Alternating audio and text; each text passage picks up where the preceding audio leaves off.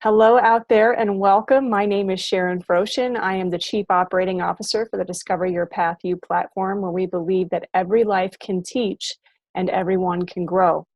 To that end, I am also the host of this show, The Connection Sessions, in which we bring together entrepreneurs, artists, practitioners, spiritualists, mentors, and students to connect to community, learn from each other, and grow.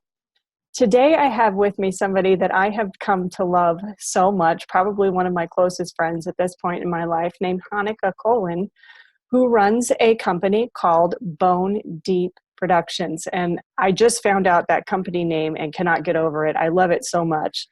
Hanneke, you are actually employed by Sandra Turnbull's company, God Has Kindled Universe, and you're the one that's actually responsible for all of the music behind her guided meditations. Is that correct? Yes, that's correct. Awesome. So why don't you share with us how you got into creating therapeutic guided meditations and what it is about it that you love so much? Well, how I got into it. Sandra, my partner, also partner in crime, my wife. She wanted to start recording guided meditations. And at first, she did that by herself on her laptop. And, well, I listened to it and I was horrified. Not that the meditation itself was awesome, but the sound quality, I mean, recording on a laptop is, well, not recommended, and especially not with like just a little microphone. That's just, it picks up a lot of sound that it should not pick up. So it was horrible to listen to, for me at least.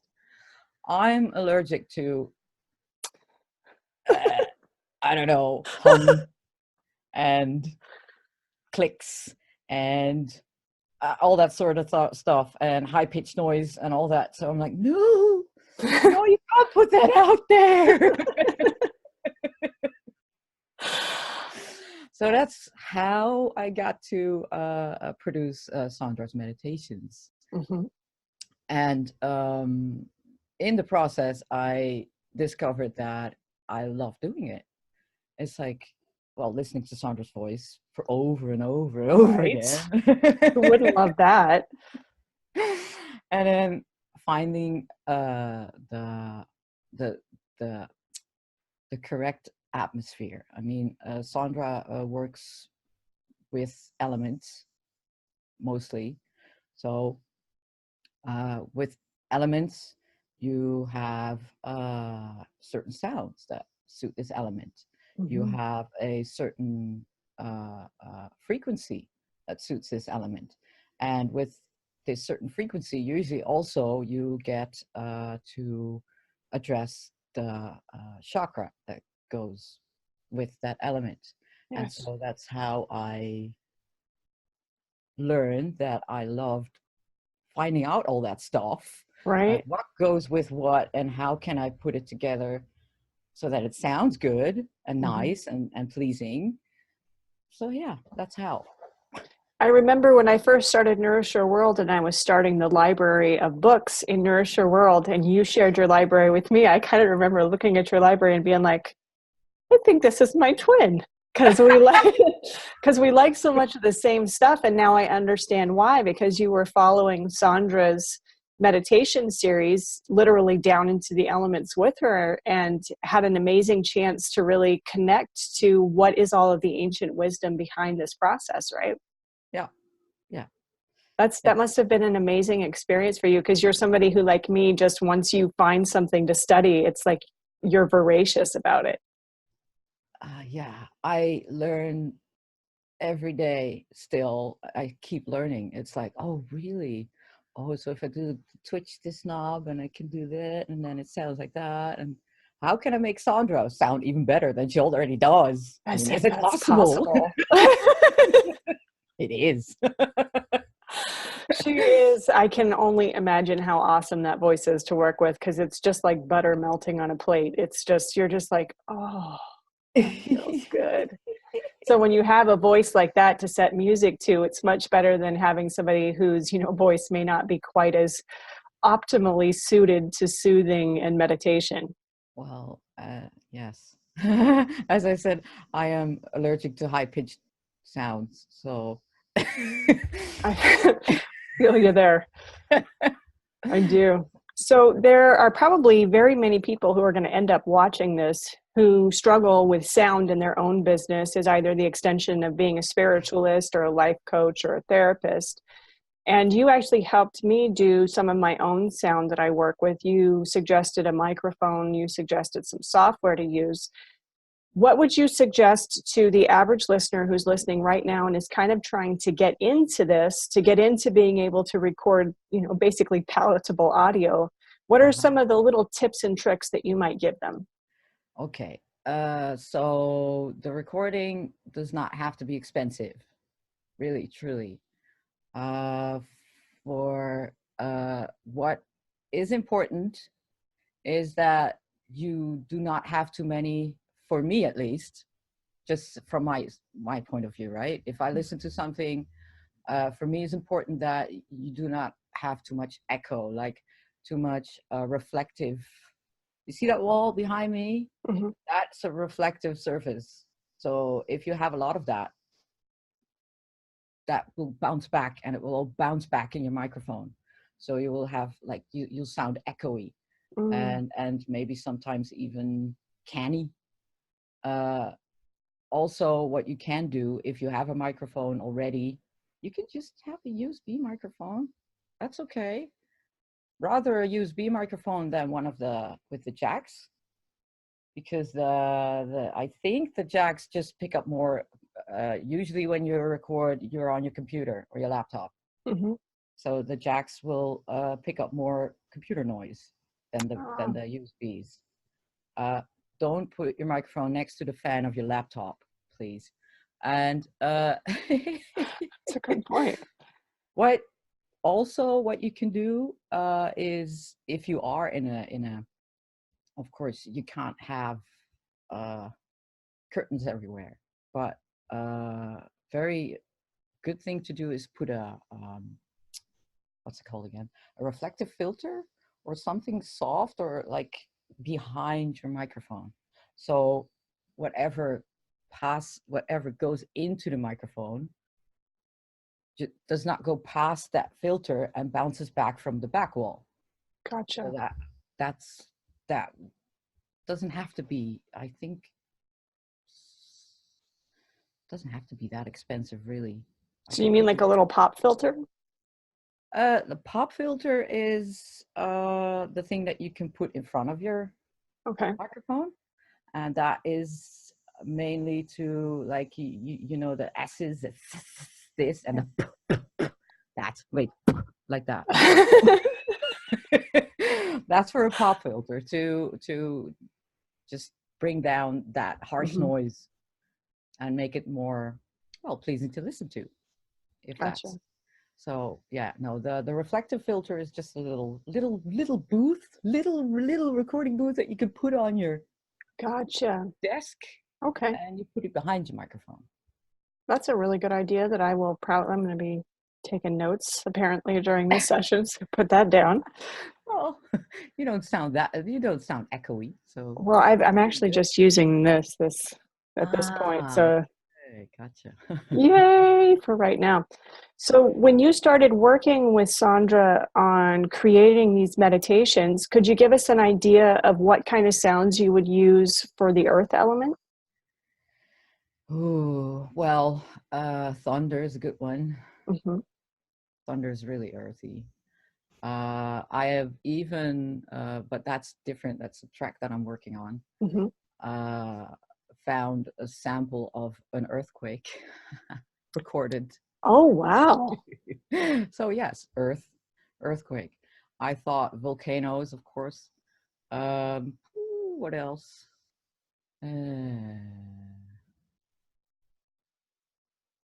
Well, those were the ones that I go to. Well, I can see why. That makes a lot of sense. How about fire? Would it be like the crackling of a fireplace, or is there? Absolutely, it has to be there. Gotcha. Yes, Drums. Oh, drums. Yes. You Power. know, you're a drummer, correct? Yes. Yes. So do you play all of the drumming for Sandra's? Not yet. Mhm. We haven't been, well, it's a meditation. So it's not Gotcha. like I'm gonna go drumming like blah, blah, blah, blah. Yeah, let's have a meditation. Go deep. Blah, blah, blah, blah. Yeah.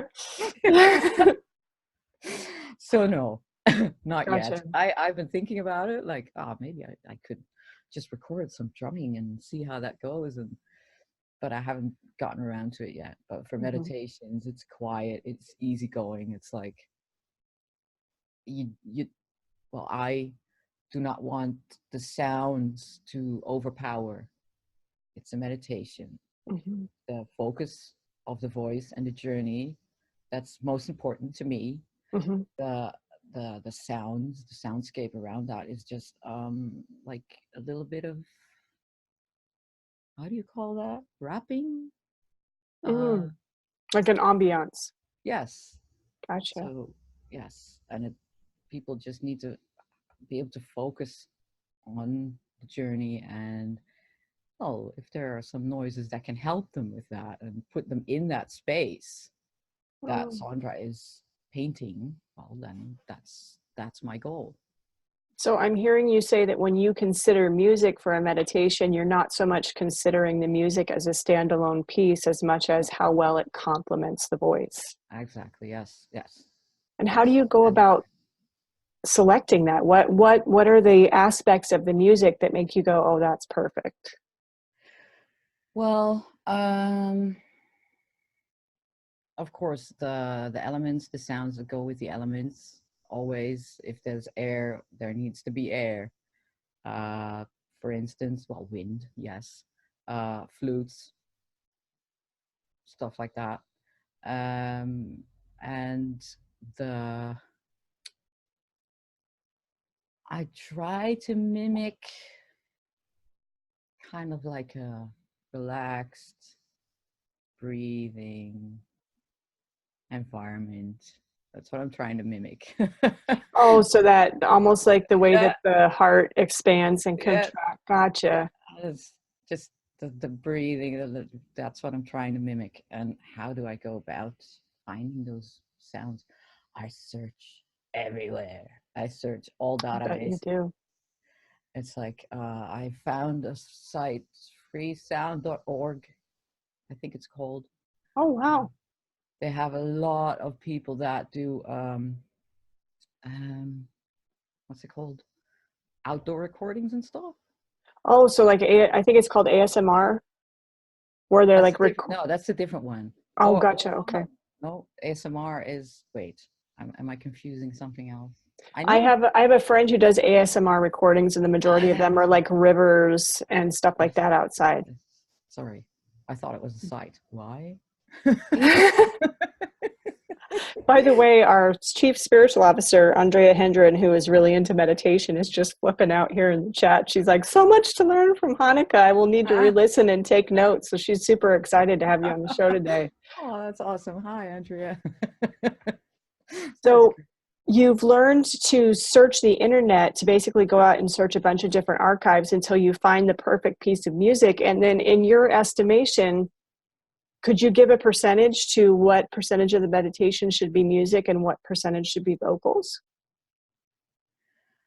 Ooh, that's hard. I think that's taste related, I guess. Mm, This is my taste.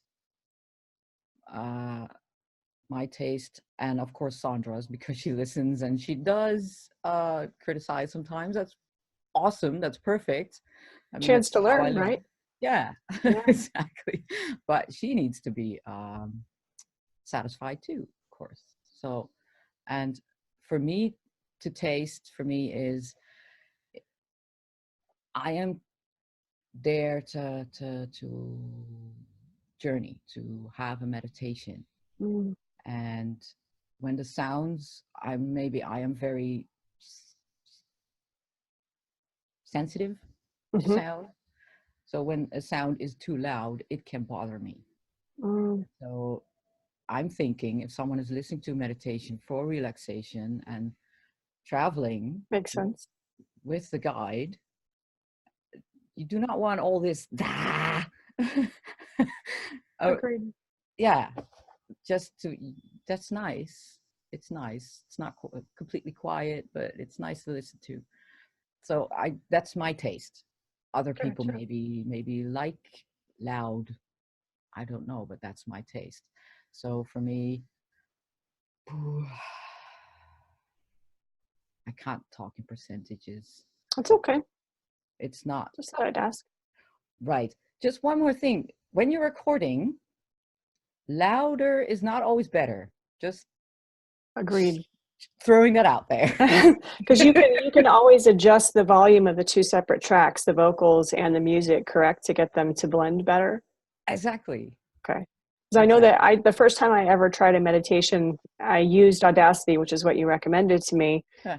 And I didn't I'm the kind of person that just decides I'm going to do something and then I just go out and try it with like no experience whatsoever. So I couldn't figure out how to get the vocals louder because I didn't see the little slide there on the left-hand side that lets you adjust the volume. So, I made myself crazy for about 2 months before I finally Googled it and figured out that you can actually change the volume on both to help them Yes. blend better in that software. And for those of you that aren't aware, Audacity is an open source audio editing software that's available for free. So it is something that you can download, and it's fairly user friendly and does have an entire YouTube channel as well that helps you with how-to videos on things that you're either stuck on or are curious about on the software. True. And if you're recording, I'm saying it again, you do not have to be in the red. You do not have to be on the 0. It's better to be like on a little bit of minus, like -1 or something. Then You're talking about the decibel levels? Yes, the decibel levels, sorry. That's okay. So it's better to stay, well, not far away, but a little bit under the 0 if you can. That's the most preferable. Is that what makes Sandra's voice so creamy? Is that she's not a really loud person specifically in her meditations? It helps. Mm. And of course, it helps that she's not screaming into the microphone. Meditate, damn it! Relax. Don't make me come over there. No, yeah, exactly. No, it's also what I use, and I think a lot of other people who produce music do on vocals. You use just a tiny little bit of reverb to make it more spacious. Oh, to give it more body. To give it more body, like. That's a great idea. Yeah. Just I'm just going to make a note here real quick. So since I've known you, or actually right as I was getting to know you through Sandra, you were in the process of creating these really ingenious sound panels that basically function the same way that soundproofing a studio does, but in smaller, much, much more inexpensive pieces. Are you at all okay sharing the process of how you did that and how that idea arrived to you? Absolutely. Well, how the idea arrived. Besides that you're a genius, of course. Well, I'm like, wow, those sound panels, because those sound panels, if you want to buy them, they're like, what the fuck? These prices? What do you think I am? Made of money. I'm just a humble IT service desk employee. I do not. So I'm like, okay, how am I going to fix this? So I Googled and I searched and do-it-yourself sound panels, and there were loads and loads and loads of videos on that. And I would watch them a lot. And to make a choice, some use towels, and I'm not quite sure what else. But in the end, I decided on panels that were filled with rock wool. It absorbs. It might not be the ideal sound absorption. I don't know. It might get rid of the high frequencies and not really get rid of the low frequencies, like when you're in a listening environment and you're mixing, you have to have a lot of like, you have to keep all these things in mind. Am I having too much low frequencies? Because then you will bury the sound. It will sound muddy and no one will hear what you're saying. Do I have too much high frequencies? That will hurt people's ears and create ear fatigue. You don't want that either. No. But the panels, I think they're probably not very well in catching the lows, like the low end, but they do a good thing in absorbing the highs and making the room not so echoey and sound bouncing back off from all directions, so I can hear what I'm doing. And you place those around the entirety of your recording studio, right? Not just up against one wall. I did. I built 1, 2, 3, 4, 8. And well, I chose 180 length because that was the size of the wood. Like I could get like how do you say that in English? A plank? Yes. Plank or board. A board like for 360 long, and then I could just chop it in half, and then I just needed two, one on the top and one on the bottom. Gotcha. And then I would have a frame. So I built frames from the planks. And then I bought some fabric too, because rock wool, you don't want to get that in your eyes and stuff. You need to cover that up. Gotcha. Rock wool, if you work with rock wool, cover your face, like your nose and your mouth. And you wear gloves and you make sure that your arms are covered and everything is covered. Because, yeah, you don't want that. It's itchy. We definitely don't want that. No. So I bought some fabric and I stapled it on one side. Then I put the rock wool in. That's a key point right there for putting it in. You gotta close off one side first, or it just falls through. Exactly. Right? Yes. Just close up the front, like, and then put the rock wool in, and then you have no rock wool going everywhere when you're working with it too. Clever. And make sure you can staple that maybe, or fix it with tape so that it won't fall down when you put it straight up. That's always a good idea. And then staple the rest of the fabric to the back. Gotcha. And so I have 8 panels and I'm pretty proud of them.